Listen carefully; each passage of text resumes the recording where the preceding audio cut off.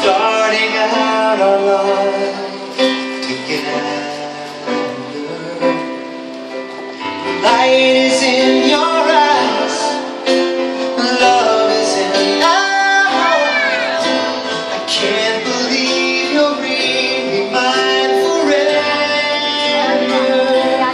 Nakabidyo ka? In the Nakabidyo? of this moment, oh, I know. So don't act surprised if the feeling starts to carry me away. On this day, I promise forever. On this day, I surrender my heart. Here I stand.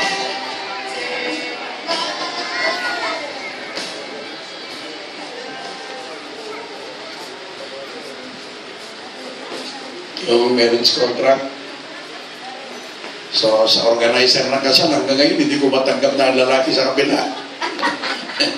Hindi sa buong mundo, sa dito ang lalaki. Sa matcha. Kasi yung kanan ng babae ang ahawak.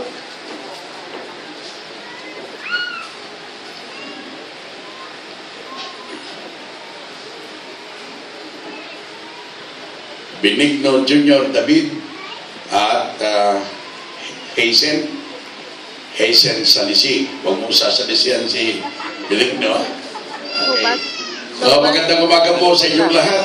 Ngayong umaga ay pagtitibayin natin ang pag-iisang dibdib ni Benigno Jr. David at Hazen Salisi. Humingi po ako ng pamanhin dahil galing po ako ng Maynila.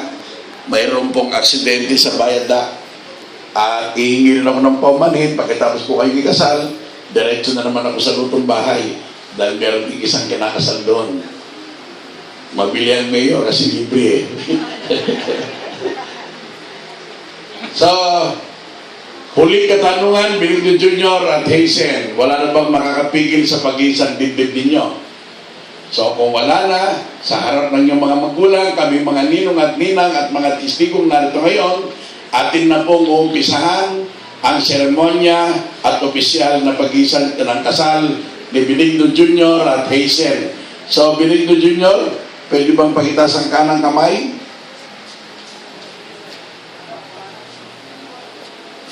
At sumagot ka sa aking katanungan. Benigno Jr. David, ikaw ba'y kusang loob ng pamarito at wala bang pumilit sa iyo upang pakasalan na si Hazen Salisi? So, ibinibigay mo na ang iyong sarili upang maging asawa ni Hazen Salisi. Opo, Mayor. Tinatanggap mo na maging opisyal na may bahay si Hazen Salisi. Opo, Mayor. Sumusupa ka ba na mamahalin mo si Hazen Salisi habang buhay? Opo, Mayor. Kahit Kahit na sa hirap at ginhawa. Opo, Mayor. Pagibaba ang kamay at ikaw nang humawak para kay Hazen sa Mike. Okay. Hazen Salisi, ko ba'y kusang loob ng pumarito at wala bang pumilit sa iyo upang pakasal kay Benigno Jr. David? Opo. So, ibinibigay mo na iyong sarili upang maging opisyal ng may bahay ni Benigno Jr. David. Opo. Tinatanggap mo na maging tunay na asawa si Benigno Jr. David. Opo. Sumusupa ka rin ba na mamahalin mo si Benigno Jr. habang buhay Opo. kahit na sa hirap at ginhawa? Opo. Okay, pakibaba, bitawan nga ng mic. So, Benigno Jr. at Hazen, ang pag-iisang dibdib ay hindi biro. Dahil pagkatapos ng kasalan ito, ibang buhay na ang tatahakin ninyo. Buhay may asawa. Kaya pagkatapos ng kasal nito, ikaw, Benigno Jr., iiwanan mo ng buhay binata. Kailangan magplano ka kay Hazen at sa iyong magiging anak at sa iyong sariling pamilya. Yan ang obligasyon nating mga lalaki. At ikaw naman, Hazen, iiwanan mo ng buhay dalaga, tatahakin mo na ang buhay may asawa. Kapag ka nagtatrabaho at pagod si Benigno Jr., kailangan pagsisilbihan mo siya. No? Dahil ikaw, Benigno Jr., bilang lalaki, bilang magiging ama ng tahanan, ikaw ang maghahanap buhay, magtatrabaho para kay Hazen at sa iyong magiging anak. At ikaw naman, Hazen, aalagaan mo si Benigno Jr. kapag siya ay nagtatrabaho at pagod.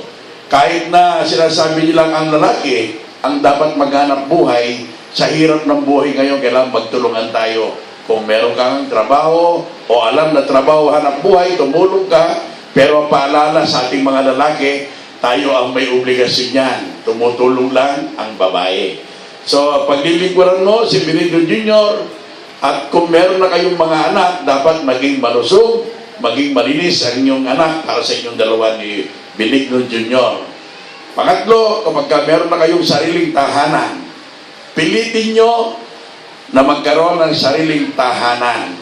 Sinasabi ko sa inyo ito, pinagbibiling ko, mahirap makitungo sa biyanan. Ha? Naramdaman ko yan. Ha? At naging experience ko yan. Kaya gagawin nyo, Benigno Jr. at Hazen, pagdating ng araw, pagkaya na ninyo, kayo ay bumukod. Siyempre sa umpisa, maaaring hindi natin alam kung saan kayo titira, pero pilitin nyo bumukod pagdating ng araw, pagkaya na ninyo. No? Dahil yan ay sarili na ninyong pamilya. Sabi nila sa mag-asawa, wala daw perfecto. Pero ako, yung ibibiling ko, kung pakikinggan nyo, pakikinabangan nyo ito. Sa mag-asawa, panatilihin ninyo ang tiwala at respeto. Para maging matatag ang inyong pagsasama at pagmamahalan, dapat may tiwala kayo at respeto sa isa't isa. Kapag ka nawala ang isa sa sinasabi kong yan, hindi magiging matatag ang inyong pagsasama at pagmamahalan. Kaya kapag ka meron kayong hindi pagkakaunawaan, tampuhan o selosan, kailangan pinag-uusapan yung dalawa ng masinsinan. Kaya nga may respeto at may tiwala sa isa't isa. Saka lang kayo lalapit sa inyong mga magulang kung hindi nyo kayang bigyan solusyon yung problema ang inaharap ninyo. Kung wala inyong mga magulang, meron kayong mga ninong at ninang o mga ninong ninyo, may piskal, may abogado, may mayor. Doon naman sa mga babae, mga professional din, meron din pulis. Ha? So, marami kayong kukonsultahin. Ha? Pero kung financial, kaya Atty. Sabado na lang. Ha? Pag nyo nang-istorbo yung mga ibang ninong at ninang. No? So, mga ninong at ninang, yan pong obligasyon natin. Ang antabayanan, payuhan, turuan, ang ating mga inana kung meron tayong nakikitang dapat ituro sa kanila. Dahil tayo ang nakakalam kung ano ang mabuti at makagaganda sa kanilang pagsasama at pagmamahalan. Yan ang obligasyon natin bilang pangalawang magulang. Tayo ay hindi lamang deklarasyon sa marriage contract, kundi pinili nila tayo upang tumayong pangalawang magulang ni Benigno Jr. at Hazen. Kaya kayo, Benigno Jr. at Hazen, ibibigay nyo ang respeto sa mga ninong at ninang ninyo dahil kami ay tunay na ng pangalawang magulang. Sing-sing, nag-arapan kayo. O, punin mo yung sing-sing ni Hazen Benigno Jr.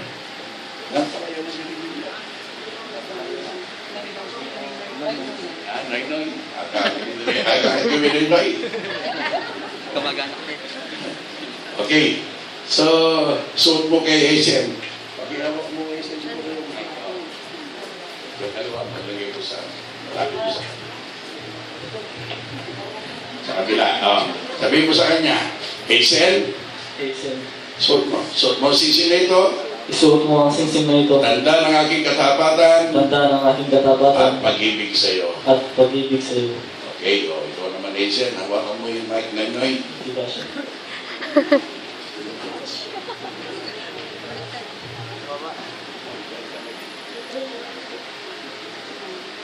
Okay.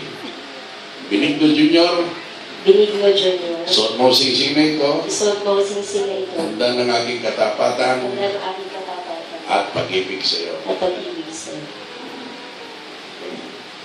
So, sa harap ng iyong mga magulang, ninong at ninang, at sa lahat ng mga testigo narito ngayon, sa kapangyarang ipinagkaloob sa akin ng Republika ng Pilipinas, ikaw, Benigno Jr. David at Hazen Salisi, ay opisyal na pinag-iisang dibdib ko na, at ikaw, Hazen, magiging Mrs. Hazen David na pagkatapos ibigay ni Benigno Jr. ang opisyal at legal na halik ngayon.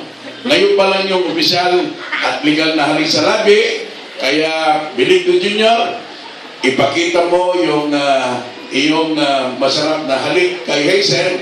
Pwede matagal, wag lang mabilis para wag mabitin yung camera. O kayo naman mga camera, wag yung binibitin. O. Sige, umamuna yung labi. Palapakan po natin sila. Congratulations. Upo na kayo.